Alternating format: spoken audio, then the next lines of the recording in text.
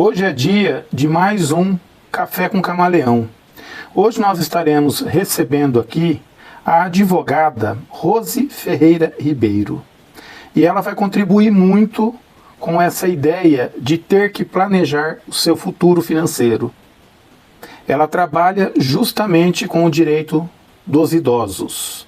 Vamos saber quem que é a advogada Rose Ferreira Ribeiro? Vamos ao currículo dela.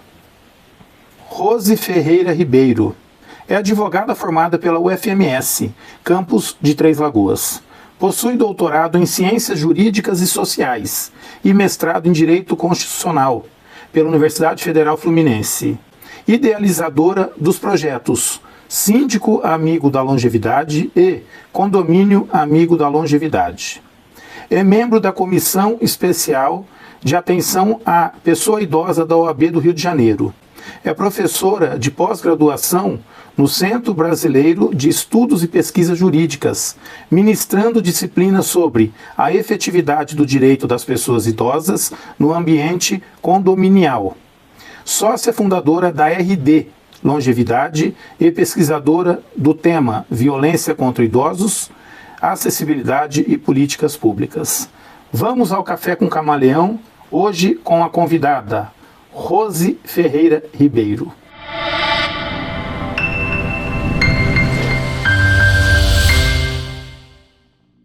Bem-vindos a mais um Café com Camaleão.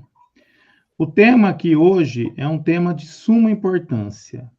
Lembrando que o canal Camaleão Financeiro tem como propósito apresentar temas relacionados tanto à educação financeira como aos investimentos. Um dos temas mais importantes que a gente deve levar em consideração é um planejamento para o futuro. Seria uma carteira previdenciária. São as metas de longo prazo.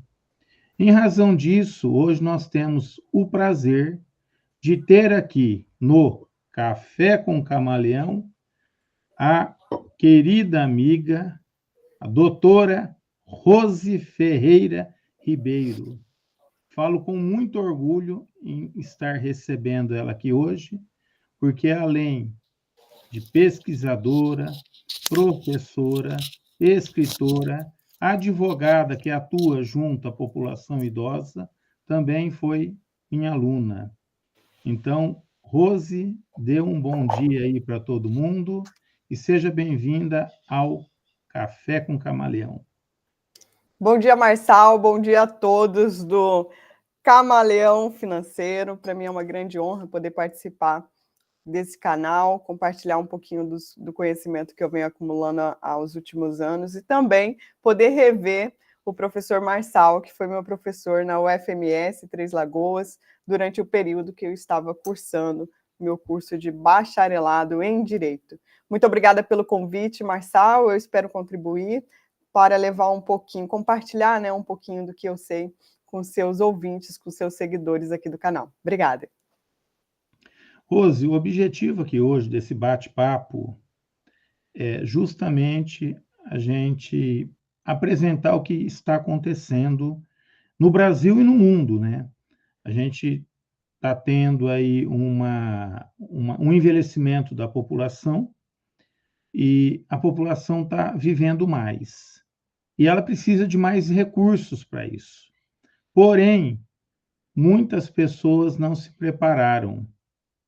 É algo novo que está surgindo na sociedade, então as dificuldades estão aparecendo. Olhando o seu currículo, eu falei aqui no início, né, do vídeo, o seu currículo, a gente vê que você tem essa forte ligação justamente com esse público, né, a população idosa. Rose, fala um pouquinho de você, como você chegou justamente a essa temática, a estar tanto atuando junto a esse público, como estudando esse público, sendo uma pesquisadora desse público. Vamos lá. Rose Ferreira Ribeiro, por Rose Ferreira Ribeiro. Conta a sua história aí pra gente.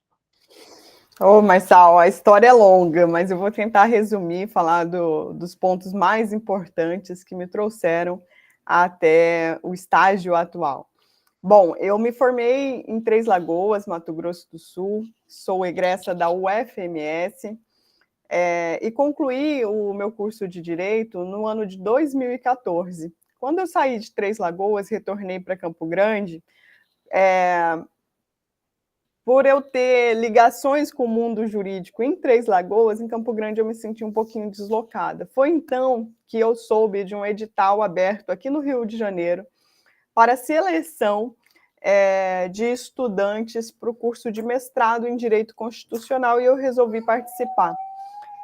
Para minha felicidade, eu fui aprovada nesse certame, e então em 2015 eu me mudei para o Rio de Janeiro com a intenção de realizar o mestrado e retornar para Mato Grosso do Sul. Aqui no Rio de Janeiro, como recém-formada, eu queria muito entender um pouco mais sobre o mundo jurídico e também me aproximar de profissionais da minha área de atuação, da advocacia.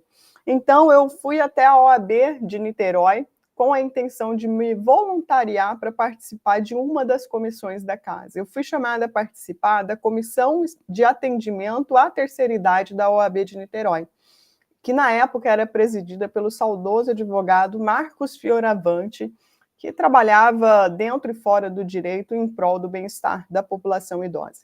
Lá na OAB de Niterói, a comissão realizava um atendimento voltado à população 60+, e eu comecei a participar desses atendimentos.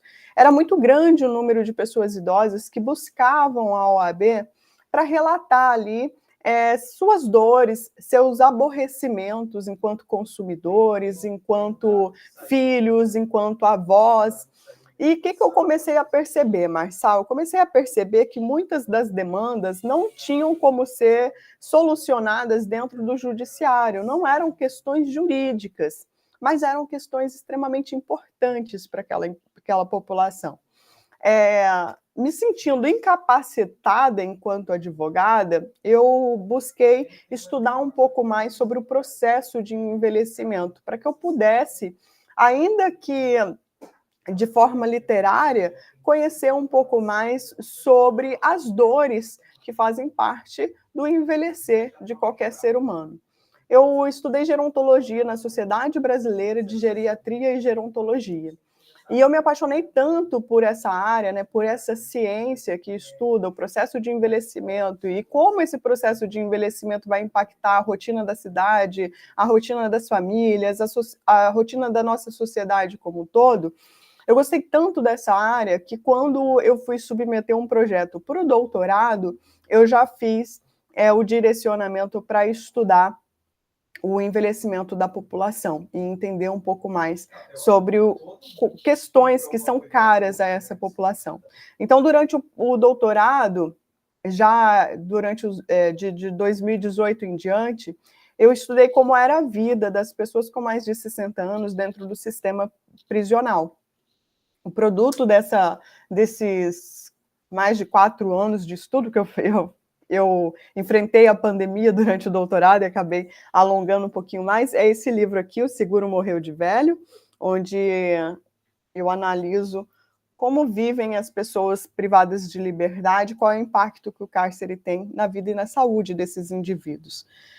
Pois bem, Marçal, durante toda essa trajetória, eu era ao mesmo tempo pesquisadora e advogada. O que eu comecei a perceber? Que dentro do direito, em todas as áreas do direito, existia uma abertura, uma lacuna no que tange a um olhar diferenciado para as necessidades da população idosa. Nós temos legislações específicas que garantem direito e proteção à população idosa, mas é preciso conhecer de gerontologia e dessa legislação para conseguir trazer o que deve ser feito para dentro dos processos judiciais, para levar até o judiciário uma visão mais humanizada das reais necessidades dessa população idosa. Então, hoje, com muito orgulho, eu me apresento como uma advogada especializada nos direitos e nos interesses da população idosa. E eu busco a defesa desses direitos e desses interesses dentro da área de direito do consumidor, dentro da área do direito das famílias e do direito sucessório, dentro da área do direito condominial e algumas outras áreas que eu conto com parceria de colegas especializados. Eu contribuo ali com meu conhecimento em gerontologia e a gente tem conseguido bons resultados no que tange à defesa dos interesses e direitos dessa população. Muito bom, Rose. Um detalhe aqui importante, né, que a gente tem que levar em consideração. Agora eu vou trazer aqui um pouquinho o olhar do economista. A gente vê que a população está envelhecendo, que a população está vivendo mais e ela vai precisar de renda para isso. E, no caso, a gente vê a Previdência com déficit, sempre pensando em reformas, e normalmente essas reformas não são boas para quem se aposenta. Agora, Rose, você pesquisando, tendo essa visão ampla desse público, como que está hoje, como que vive hoje o idoso no Brasil? Porque essa população que é idosa atualmente foi uma população que é filha, ela viveu, de certa forma, um período inflacionário, que o dinheiro era batata quente, ela tinha que gastar logo o dinheiro, porque o dinheiro perdia valor rapidamente, então ela não foi incentivada a poupar. E, claro, poupar investindo, fazendo o dinheiro trabalhar para ela. E um outro ponto aqui importante é que vivia-se muito menos. Então, necessitava-se menos grana, vamos dizer assim, menos receita, menos aposentadoria, né? Melhor dizendo. Um ponto também importante, os dados já revelam aí que apenas de 1 a 2% de quem está aposentado sobrevive com a renda da aposentadoria. Os demais necessitam de ajuda de filhos, ajuda de parentes, ajuda do próprio governo, ajuda de terceiros, ou voltam para o mercado de trabalho. Agora eu queria a sua visão, estando no campo, conhecendo esse público tão de perto, como está o idoso hoje no Brasil?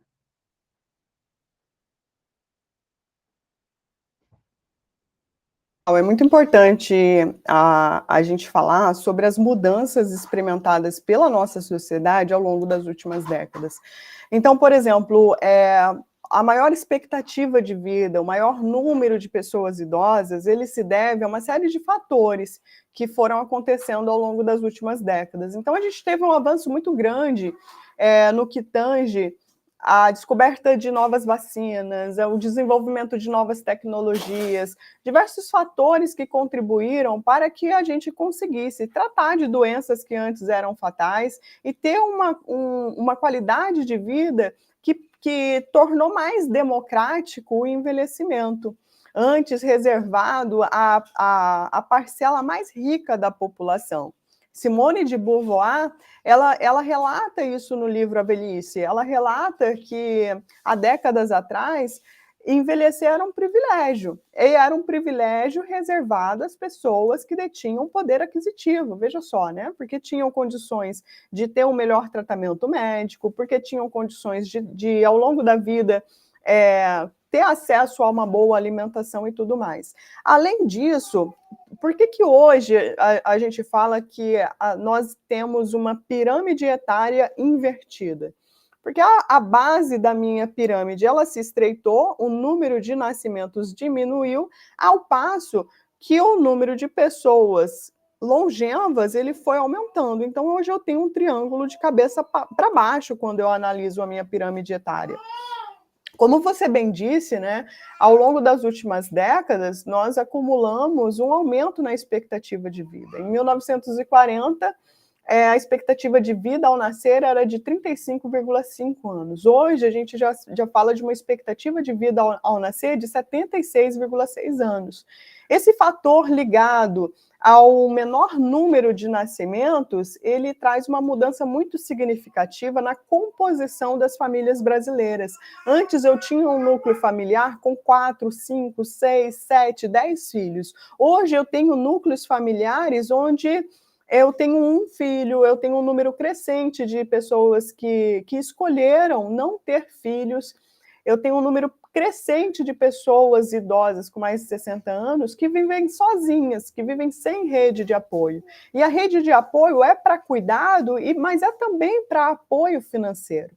Além disso, conforme foi amplamente divulgado no período de pandemia, aumentou muito o número de famílias onde o único provedor é uma pessoa idosa. Por quê? Porque a pessoa mais jovem daquele núcleo familiar, ela está desempregada, ela não consegue se colocar no mercado de trabalho, ela tem ali dificuldades para arcar com a mensalidade da faculdade, para arcar com o seu próprio aluguel, e ela acaba retornando para a casa dos pais, trazendo um aumento do gasto financeiro para aquele núcleo familiar, né, que já tinha se desfeito e volta a se formar, trazendo mais um ônus financeiro à população com mais idade. Então, são inúmeros fatores que precisam ser avaliados quando a gente fala sobre a condição econômica da população 60+. E como você bem mencionou, a questão da educação financeira, ela é uma questão muito recente, né? Ela é uma temática, ela é uma bandeira muito recente.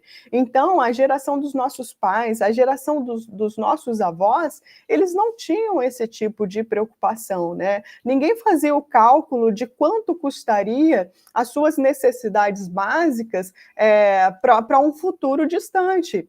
As pessoas não tinham a expectativa de chegar a 90, 100 anos de idade, né? Se eu não vi os meus avós vivendo tudo isso, se eu não vi os meus pais vivendo tudo isso, então a tendência é achar que eu também não vou experimentar essa longevidade. Esse cenário mudou. Então, hoje nós temos, né, um envelhecimento populacional crescente que acompanha uma tendência mundial, mas nós estamos envelhecendo em um país que não é um país desenvolvido, que é um país em desenvolvimento, que traz as suas dificuldades. A própria diferença no que tange a distribuição de renda é uma questão que precisa ser levada em conta quando a gente fala do bem-estar e da segurança desses indivíduos idosos. E daí, para os tempos atuais, nós temos uma série de discussões, né? Eu tenho o perfil do idoso que é ativo, mas eu tenho o perfil do idoso que demanda cuidados. Quando eu estou falando desse núcleo aqui, do que demanda cuidados, quanto custa um cuidador? Quanto custa um plano de saúde para uma pessoa com 60, 70 anos? Quanto custa você modificar um ambiente para que esse ambiente ofereça segurança no que tange a acessibilidade para uma pessoa idosa? Então, são muitas pastas que precisam ser abertas, são muitos temas que precisam ser trabalhados, atualizados, para que a gente consiga cada vez mais garantir o bem-estar dessa população 60+, que é uma população que continuará crescendo até 2060, né? Até 2060 nós temos uma crescente no que tange ao aumento da nossa população, depois a gente estabiliza e depois volta a decrescer, como acontece no resto do mundo, que envelheceu antes do Brasil, né? No resto dos países que envelheceu antes. Rose, eu posso falar então que faltou política pública e também um planejamento pessoal e familiar para essa população, esperando esse resultado de hoje, de ter mais gente idosa no Brasil. Marçal, vamos lá. A projeção da inversão da pirâmide etária, ela não é algo novo, não é uma novidade, não é algo que não estava sendo mapeado e que aconteceu da segunda para terça-feira. Não pegou ninguém de surpresa. Há mais de 30 anos que se fala que a pirâmide etária iria mudar. Só que muito pouco foi feito ao longo dessas últimas décadas.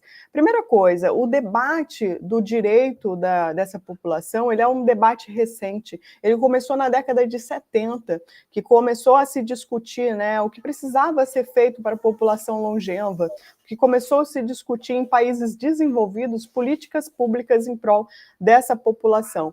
Aqui no Brasil aconteceu muito mais tarde, né? Nós temos uma legislação que ela é uma legislação muito recente se comparada com todos os demais dispositivos que garantem direitos à população de forma ampla. Faltou política pública? Faltou. Por quê? Nós temos uma legislação muito bem escrita. O Estatuto da Pessoa Idosa ele é maravilhoso, assim como a nossa Constituição. Mas qual é o nosso grande desafio? Dar efetividade ao que está positivado nas leis. No papel é tudo lindo, funciona tudo muito bem, mas como que eu aplico essas questões no mundo real? Como que eu consigo garantir o direito dessa população? Como que eu consigo... a quem eu devo me socorrer quando eu vejo um direito de uma pessoa idosa sendo lesado, né? E, além disso, hoje, nós carecemos de uma atualização dessa legislação. Nós temos, atualmente, uma política de cuidados sendo discutida para ser aprovada ao longo dos próximos anos. Essa política de cuidados, ela trata, sim, dos direitos das pessoas com mais de 60 anos, só que trata dessa temática atrelada aos direitos das crianças e dos adolescentes. E por que eu não sou a favor de juntar todas essas questões? Quando eu falo de criança e adolescente, eu falo de uma pessoa que está em ascensão. Eu falo de uma pessoa que logo ela estará independente, autônoma. Quando eu falo da população idosa, eu estou falando de uma população idosa onde a tendência é que ela demande cada vez mais, precise cada vez mais do apoio do Estado.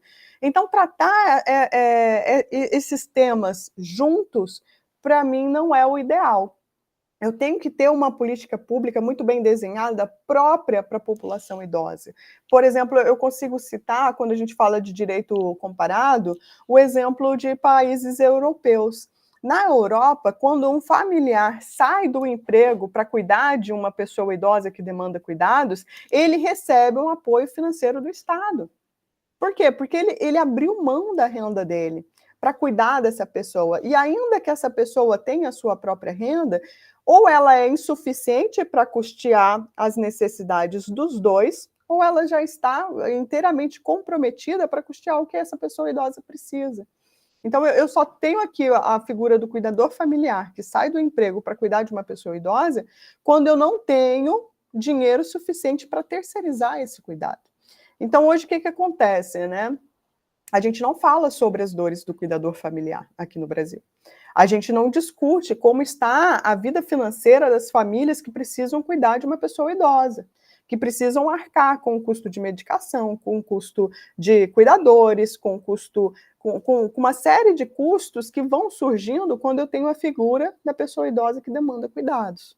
E eu também pouco falo sobre a figura da pessoa idosa que é ativa, né? Que está excluída do mercado de trabalho. Essa pessoa ela tem capacidade de produzir, de contribuir positivamente com a sociedade, mas ela está excluída em decorrência do etarismo, do preconceito que a nossa sociedade ainda tem para com aqueles que a gente considera indivíduos idosos, pessoas velhas, né? Que são tratadas um pouco à margem.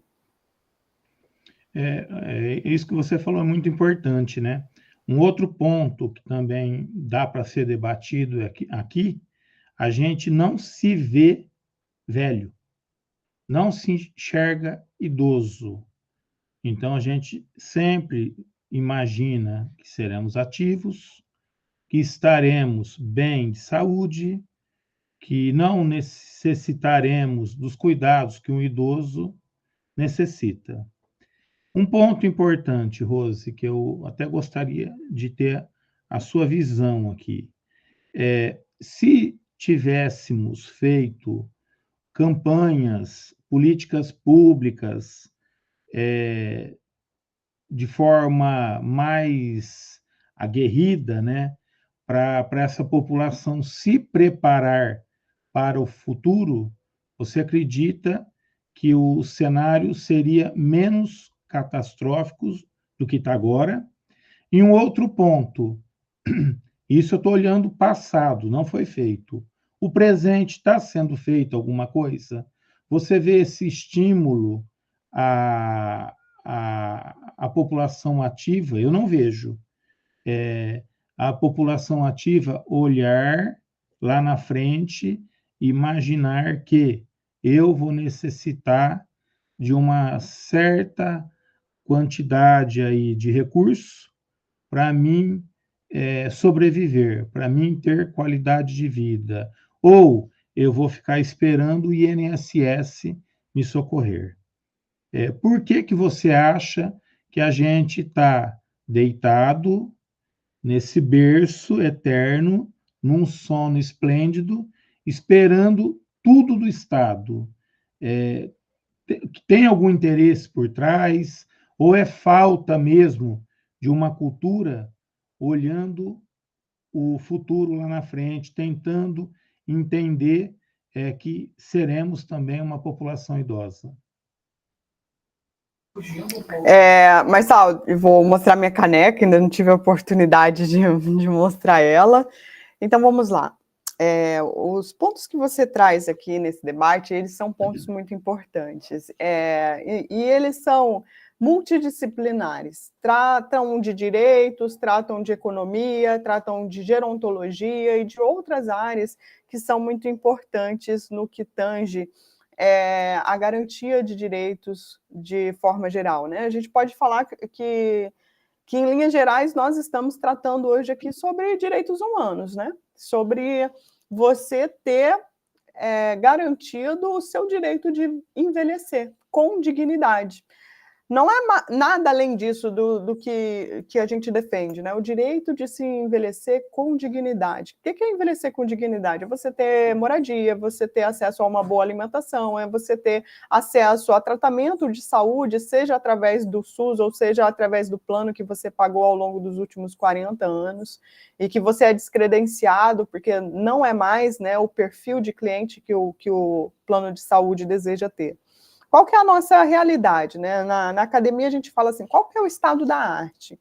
O estado da arte hoje, Marçal, a nossa população de 60 a mais, ela já ultrapassou o número de 33 milhões de indivíduos. A gente vai continuar crescendo, nós vamos ao longo dos próximos anos, até 2030, 2035, a expectativa é que esse número ele chegue a 68 milhões com pessoas com mais de 60 anos. Desses 33 milhões atuais, Marçal, 28 milhões são pobres. 28 milhões de pessoas com mais de 60 anos, eles vivem com menos de R$800 por mês. Esse é um dado muito interessante que o IBGE mapeou. No entanto, quando a gente vai falar sobre envelhecimento populacional, a gente se concentra muito na economia prateada, na economia da longevidade, a gente fala sobre os bilhões que essa economia movimenta, sobre os bilhões de dólares que essa economia movimenta anualmente, e nós temos uma visão com óculos cor-de-rosa de achar que essa população detém muito dinheiro, porque movimenta muito dinheiro, né? Só que qual é o percentual dessa população que tem o dinheiro suficiente para arcar com o que é mínimo para ter um envelhecimento digno? É isso daqui da população.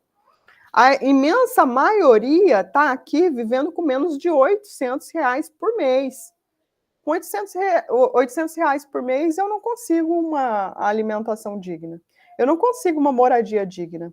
Eu não consigo acesso ao tratamento de saúde adequado para eu manter uma boa condição física e mental.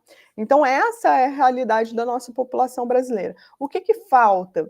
Falta a gente entender que o envelhecimento, ele não é uma coisa ruim. A gente vive fases diferentes ao longo da nossa vida. O envelhecimento é mais uma fase da nossa vida. Ele começa aos 60 anos, né? Então, ele pode durar décadas, né? Ao contrário da infância, que tem lá o seu recorte a sua janela etária de 12 anos, o envelhecimento ele pode levar décadas. Então, é necessário que eu tenha um planejamento pessoal para que eu possa viver bem essa fase da vida. E o planejamento pessoal, ele passa também pelo planejamento financeiro. Seria excelente se a gente tivesse a capacidade de aprender com as gerações anteriores, com as gerações atuais. Então, eu preciso olhar a população longeva de hoje e verificar que elas estão sendo excluídas dos planos de saúde. E verificar que a acessibilidade é uma pauta muito importante quando eu tenho mobilidade reduzida, 90 anos de idade, estou morando num lugar inadequado. E verificar que a diminuição do tamanho das famílias gera um impacto econômico quando eu preciso custear os cuidados necessários a uma pessoa idosa que demanda cuidados. Se eu conseguir fazer essa análise, trazer essa análise para a minha realidade, então eu consigo perceber a importância de um adequado planejamento financeiro. Eu consigo perceber que talvez eu tenha que entender sobre previdência privada, para que eu tenha, né, um aporte financeiro maior, capaz de custear pelo menos o meu plano de saúde. Quando a gente fala em plano de saúde de uma pessoa idosa, eu tenho mensalidades de R$5.000. Quando eu falo em terceirizar cuidados, quanto custa um cuidador? No mínimo, um salário mínimo para esse profissional. E a realidade é que quando um idoso demanda cuidados, geralmente ele precisa de uma equipe de 4 cuidadores. Eu tenho um amigo aqui no Rio de Janeiro, o Davi, que ele é do Lab 60+, um movimento nacional que vai debater o processo de envelhecimento da nossa população. O Davi, ele é aposentado do Banco do Brasil. E um dia, conversando com ele sobre essas questões financeiras no que tange o envelhecimento, ele falou assim: Rose, o gasto médio de uma pessoa idosa que não tem grandes necessidades de cuidado é de pelo menos R$7.000 por mês. E daí a gente bate essa questão, né? O mínimo seria R$7.000 por mês. Eu tenho 28 milhões de pessoas com mais de 60 anos que estão vivendo com menos de R$800. Então está faltando muita coisa que é o básico para esses 28 milhões de indivíduos com mais de 60 anos. Eles estão abrindo mão de muita coisa, estão sobrevivendo. E como sobrevivem? Com a ajuda da igreja, com a ajuda da comunidade, com a ajuda de familiares. Mas isso é digno? É isso que a gente espera? Viver nessa etapa tão importante da nossa vida? Será que eu quero produzir, me aposentar e depois passar a viver dependendo da caridade das pessoas? Porque o que eu consegui acumular durante todo esse meu período ativo foi insuficiente para me garantir dignidade aqui, nessa etapa da minha vida, né, que a gente fala que aposentados é recolher-se nos aposentos, né, e daí tem gente que fala assim, eu vou me aposentar e vou aproveitar a vida. Será que a gente consegue aproveitar a vida com menos de R$800 por mês?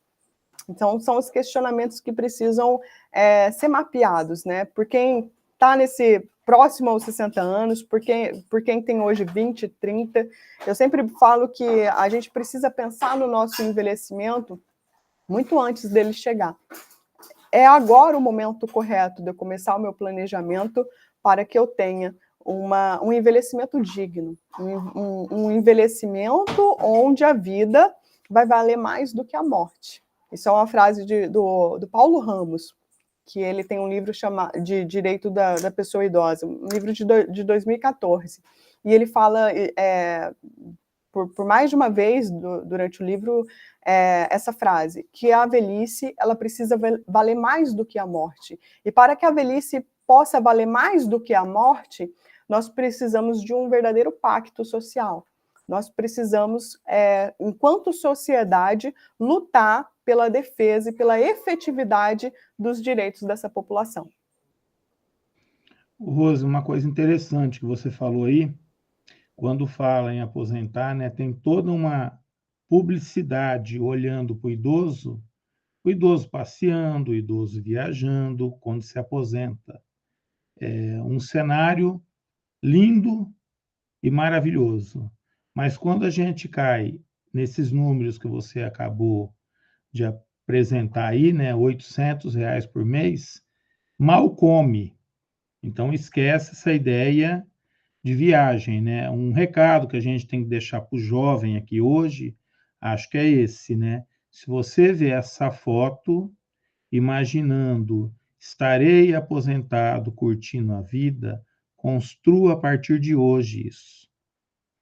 Gaste o necessário, pense que tem que ter uma reserva para a sua aposentadoria e não já consumir mais de 100% da sua renda aí no cartão de crédito, querer viver hoje, vai que eu morro amanhã, essas ideias que foram implementadas, essas crenças, né, que são implementadas na sociedade. Agora, Rose, uma pergunta também assim bem, vamos dizer, aquele chacoalhão, né? O idoso é desrespeitado pelo jovem? O que você fala? Hoje o idoso ele é tido como um problema para a sociedade, ele é tido como, vou falar uma palavra pesada aqui, mas eu acho que tem que ser falada, né? Um estorvo para a sociedade, por quê? Porque ele não gera mais receita, ele não está mais produtivo, ele está trazendo gastos. Como que é visto hoje o idoso pela sociedade de uma maneira mais ampla? Você estando dentro da área, como você vê isso hoje? Excelente questão, Marçal. Veja só, né? Atualmente, eu afirmo que a pessoa idosa ela é desrespeitada, inclusive, por pessoas idosas também. A gente culturalmente construiu uma ideia de que não existe nada de positivo no processo de envelhecimento. Então, envelhecer, ele é um desvalor social. Envelhecer tá correlacionado com o que é velho. O que é velho a gente quer o quê? Deixar de lado, né? A gente valoriza o que é novo, o que é bonito, o que está inteirinho ali. Esse preconceito contra esse preconceito que nasce correlacionado à idade tem nome, né? É o etarismo. Então, sim, nós temos hoje um preconceito, um etarismo muito, muito pungente, muito vivo na nossa sociedade, que ele é reproduzido por pessoas mais jovens, que ele é reproduzido por pessoas com 60 anos, acima de 60 anos, que não querem esse título, né? Elas não admitem serem chamadas de pessoas idosas, como se estivesse ali, né, uma série de desvalores sociais que eu não quero carregar. Tem o Alexandre Kalash, ele é um médico, uma grande referência no que tange ao estudo do processo de envelhecimento aqui no Brasil, e ele diz o seguinte, que na vida a gente só tem dois caminhos, ou a gente envelhece ou a gente morre antes. Ninguém quer morrer cedo, mas ao mesmo tempo ninguém quer envelhecer. Então a gente precisa refletir um pouco melhor sobre o que é o envelhecimento, sobre o que ele significa. Para mim, envelhecer é um privilégio. Você analisar, Marçal, que há 30 anos atrás, os nossos familiares não tiveram a oportunidade de acompanhar o nascimento, o desenvolvimento, o crescimento de pessoas das outras gerações, das gerações seguintes, e que hoje a gente tem essa oportunidade, então eu só posso correlacionar envelhecimento com o privilégio. Eu tenho o privilégio de ter uma vida mais longa, eu tenho o privilégio de continuar ativa por mais tempo, eu tenho o privilégio de estar inserida na sociedade. Mas eu preciso fazer valer esse privilégio, e eu faço valer esse privilégio através da busca da efetividade dos meus direitos. Nós temos atualmente hoje aqui no Rio uma campanha da Detro que o slogan da campanha é: não finja que você não está me vendo. Por quê? Porque aqui no Rio de Janeiro, todos os assentos são preferenciais, não só o 30% que pede a legislação. Então, a gente tem uma lei municipal que diz que todos os assentos no transporte público, eles são preferenciais. E o que acontece na prática? Uma pessoa idosa entra no metrô, no ônibus municipal, e quem está, né, sentado, quem está viajando sentado, finge que está cochilando, coloca o rosto no celular e não levanta a cabeça nunca mais. Então, essa campanha da Detro, ela solicita, né, faz esse apelo. Não finge que eu sou invisível, não finge que você está dormindo, não finge que você não está me vendo, respeita o meu direito. Então, acho que passa por essa questão da gente ter consciência do que é o processo de envelhecimento, ter consciência de que a gente está caminhando para isso, né? Eu costumo dizer que se tudo der certo, eu vou envelhecer. Se tudo der certo, eu chego aos 80, aos 90, aos 100 anos. Mas é se tudo der certo, porque eu só não vou conseguir envelhecer se eu morrer cedo, se eu morrer antes. Se eu continuar viva, o processo natural é envelhecer. Não existe fórmula mágica para a juventude eterna. E todas as etapas da vida possuem o seu valor, né? Estar vivo, no meu ponto de vista, é muito gratificante. Tenha o indivíduo a idade que for. Então, eu acho que o etarismo ele precisa ser combatido, né? A gente precisa primeiro reconhecer que esse problema existe e depois conseguir se mobilizar enquanto sociedade para combater esse preconceito. Rose, legal. Conselhos que você daria para quem é jovem hoje, para que, se tudo der certo, vai chegar lá na melhor idade, já vou chamar de melhor idade, bem, vamos colocar numa forma multidisciplinar aqui, né? O que você faria? O que conselho você daria, conhecendo a área como você conhece? Mas eu acho que é uma mistura de conselho e de apelo ao mesmo tempo. Eu acompanho, enquanto advogada, realidades bem difíceis. E eu vejo que questões que são um grande problema na vida de um indivíduo idoso, elas nasceram muito pequenas. Então, se a gente conseguir, né, melhorar a forma como a gente está vivendo os períodos anteriores ao envelhecimento, eu tenho certeza que a gente consegue aqui ter uma velhice, ter uma longevidade digna, com propósito, uma fase da vida que vai gerar, né, essa satisfação pessoal em estar vivo, participativo, compartilhando de bons momentos com as pessoas que nos são caras, né, que não são raras. Então, o primeiro apelo, ele está correlacionado à temática do seu canal. Faça um planejamento financeiro. Conheça sobre educação financeira. Na minha época de escola, essa disciplina ela sequer existia, nem na rede privada e nem na rede pública. O meu filho, que ele concluiu o ensino médio no ano passado, ele já teve, durante todo o ensino médio, a disciplina de educação financeira. E são conhecimentos que são muito básicos, mas que fazem muita diferença no dia a dia. Quando a gente não adquire esse conhecimento, ele faz falta. E para todas as áreas ele é necessário. Enquanto advogada, eu preciso saber gerir o meu dinheiro. Eu preciso saber o que enquanto autônoma, vai ter um mês que vai entrar muito dinheiro e outro mês que não vai entrar tanto dinheiro. Então, eu preciso conseguir equilibrar. Eu preciso também, olhando, né, essa questão da longevidade de forma ampla, sabendo que as pessoas estão hoje vivendo muito mais, eu preciso pensar a longo prazo. Como vai estar a minha vida daqui a 40 anos?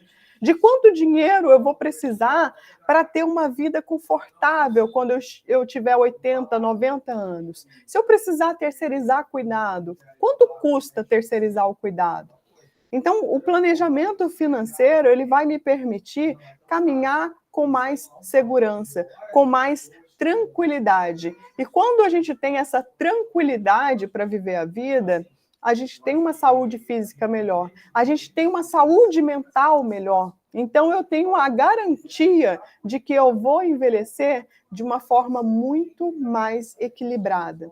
mantendo saúde física, mantendo saúde mental, com a garantia ali do suficiente para que eu tenha um envelhecimento confortável, uma etapa de final de vida cheia, rodeada de dignidade, de segurança, de afeto e, na medida do possível, também de autonomia, né? Porque é para fechar com chave de ouro. Muito bom. Rose, vamos fazer um bate-bola aqui. Eu costumo fazer esse bate-bola no canal para conhecer melhor a pessoa. Vamos lá. Um sonho, Rose. Beber um pouquinho de água. Marçal, veja só. Eu considero que eu sou uma pessoa muito privilegiada. Meus grandes sonhos eu já realizei. O meu grande, mega sonho era me formar, ser advogada. Eu consegui construir isso ao longo dos últimos anos. Um segundo sonho que eu tinha era de ter uma família. Então, eu sou mãe de 3 filhos maravilhosos. Tenho uma vida familiar muito, muito estruturada e muito feliz. Então, hoje, eu me sinto muito realizada. Mas eu sonho em ter a oportunidade de continuar trabalhando essa temática por quantos anos a minha saúde permitir, e eu também sonho em ver esses números sendo alterados. Eu sonho em chegar um momento em que eu tenho o prazer de dizer que nós temos uma população longeva que tem o maior poder aquisitivo comparada com as outras gerações.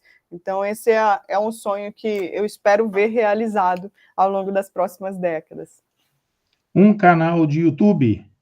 O DRD Longevidade. Eu não tenho muita disciplina, estou caminhando para esse mundo digital, mas no canal DRD Longevidade, da Rose.Ferreira Advogada, eu trago temas que estão correlacionados ao bem-estar, à segurança e aos direitos do público 60+. Gente, marca aí o canal dela. Repete aí, por favor. Então, vamos lá. Canal RD Longevidade no YouTube. RD Longevidade vai aparecer o canal da minha empresa de consultoria em gerontologia e direito da pessoa idosa. E o roseferreira.adv também tem temas relacionados ao direito, voltado para a proteção dos direitos e interesses da pessoa idosa. Um filme? Um filme, Marçal. Você sabia que eu não tenho muita disciplina para filme? Mas eu gosto muito do filme As Memórias de Alice, que mostra o processo de demenciação de uma grande intelectual e as formas como ela foi trabalhando para segurar mais a memória dela. É um filme muito emocionante. Um lugar? Um lugar, Mato Grosso do Sul. Apesar do calor, eu amo minha terrinha. Um livro? Um livro, Rose. Mas, Sal, eu não separei um, não. Eu separei 2 para compartilhar com vocês. Tem esse livro aqui, que é O que eu gostaria que as pessoas soubessem sobre demência. É uma leitura muito emocionante. Olha a quantidade de marcações que eu fiz ao longo da leitura. Esse livro aqui, ele é da Wendy. Ela, inclusive, fez uma participação em um Fantástico, acho que de uns 2 anos atrás. Ela é uma americana que ela foi diagnosticada com Alzheimer e depois de diagnosticada ela começou a escrever. Então esse livro ele retrata a rotina de uma pessoa em processo de demenciação e traz muitas reflexões interessantes sobre como é você ir se perdendo de você mesmo e como ainda assim você pode trazer propósito para a sua vida nesse período. Então, é uma leitura muito bacana. Outro livro, ele é de uma autora brasileira, foi uma descoberta recente, o nome dela é Juliana Jabuti, Uma Casa que Não Pode Cair. Marçal, esse livro aqui, ele é uma obra muito interessante, ele retrata o processo de uma filha na posição de cuidadora familiar. Essa mulher aqui, né, na época jovem, ela, com 20 e poucos anos, ela se viu assumindo a posição de cuidado dos pais. O pai era cardiopata, a mãe estava enfrentando um câncer severo. E ela assumiu aquela posição ali de cuidado, de facilitadora, de gestora de todas as necessidades do pai e da mãe. E essa jornada, ela durou décadas. Então, ela abriu mão, né, de sonhos, de projetos de vida, se dedicou inteiramente, por completo, aos cuidados do pai e da mãe, traz vários dramas familiares. Então, o pai, ele pegava muitos empréstimos bancários, a família precisou se desfazer de bens para custear o tratamento de saúde dos dois. Fala também sobre a ausência de um planejamento financeiro, qual é o impacto na vida de toda uma família, de todo um núcleo familiar, quando a gente não tem esse planejamento financeiro. Por quê? Porque a doença chegou na longevidade dos pais, e em um momento onde eles não estavam preparados para arcar com todos os desafios advindos dessas doenças. Então, é um retrato bem real, a vida como ela é mesmo, trazendo todas as dores de uma filha que por décadas se dedicou ao cuidado da mãe e do pai, até o falecimento, tanto da mãe quanto do pai, e como ela conseguiu se reestruturar a própria vida, mesmo em meio, né, desse turbilhão de acontecimentos familiares. Olha a questão financeira aparecendo aí, ó, importantíssima. Rose, uma pessoa que te inspira. Eu sou muito inspirada, fui muito inspirada pela minha avó, principalmente a materna, que foi a pessoa que eu tive a possibilidade de viver mais tempo, mas também pela paterna, que morreu aos 63 anos de idade, lá quando eu tinha 10 anos de idade. Eu vejo que muito do caminho que eu escolhi trilhar foi motivado pelas vivências que eu tive dentro de casa. Eu acompanhei o processo de envelhecimento da minha avó. Minha avó faleceu com 97 anos, faleceu no ano passado.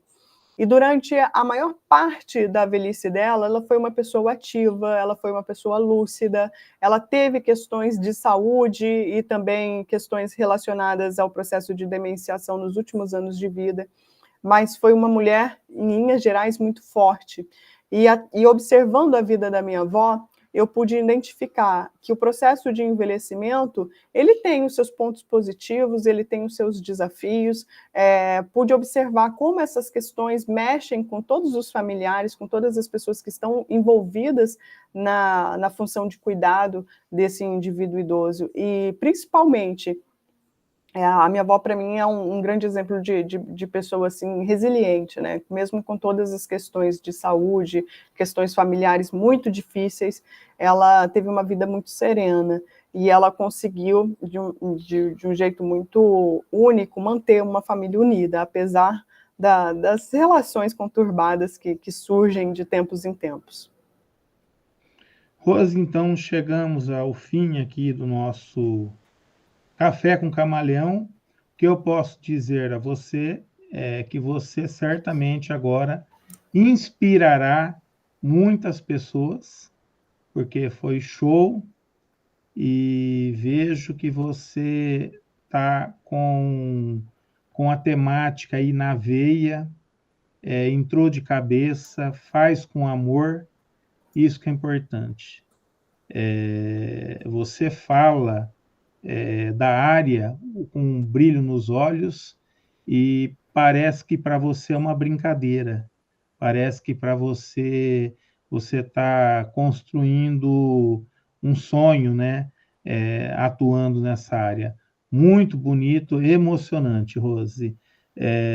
Vendo você lá nos primeiros anos de faculdade e vendo você aqui hoje, vejo a profissional que você se tornou, e a gente fica emocionado com isso e muito feliz, né? Vendo que foi uma obra muito bem feita e todo mundo ganha com isso, né? A sociedade está ganhando com isso e certamente muitas pessoas vão assistir aqui.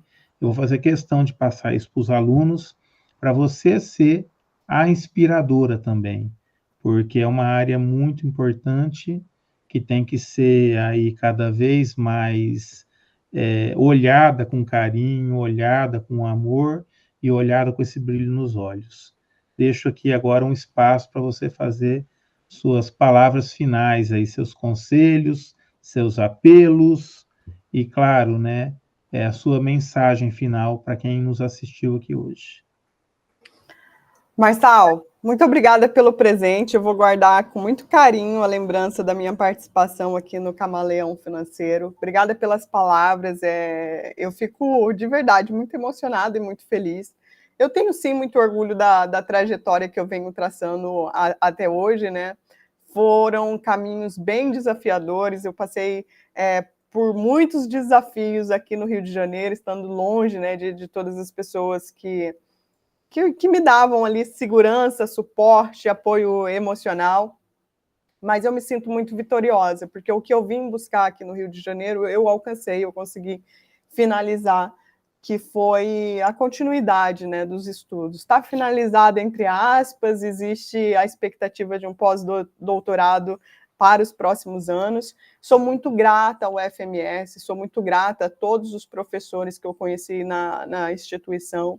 Eu acho que eu tive uma formação privilegiada. Eu sou professora hoje, Marçal, sou professora de pós-graduação, acompanho a graduação da UF também muito de perto, e eu vejo o quanto eu fui privilegiada por ter tido a oportunidade de estudar na UFMS, estudar em Três Lagoas. Às vezes a gente tem um pouquinho de preconceito, né, com o interior, com estados que estão um pouco mais distantes desse eixo Rio-São Paulo, mas o ensino que era ofertado, e que eu tenho certeza que continua sendo ofertado na UFMS, ele é muito diferenciado. Para você ter ideia, esse processo seletivo que eu participei quando eu vim para cá, né, em 2015, eu passei em 4º lugar. Eu passei em 4º lugar, mesmo nunca tendo tido a oportunidade de fazer parte de um grupo de pesquisa, mesmo sem publicações tão importantes. As publicações que eu tinha eram das obras coletivas que você promoveu na UFMS. Então, foram, né, pontos muito importantes que me possibilitaram a aprovação no mestrado. Então, eu só tenho a agradecer ao FMS, a você, a todos os demais professores que na medida do possível, eu continuo acompanhando através das redes sociais.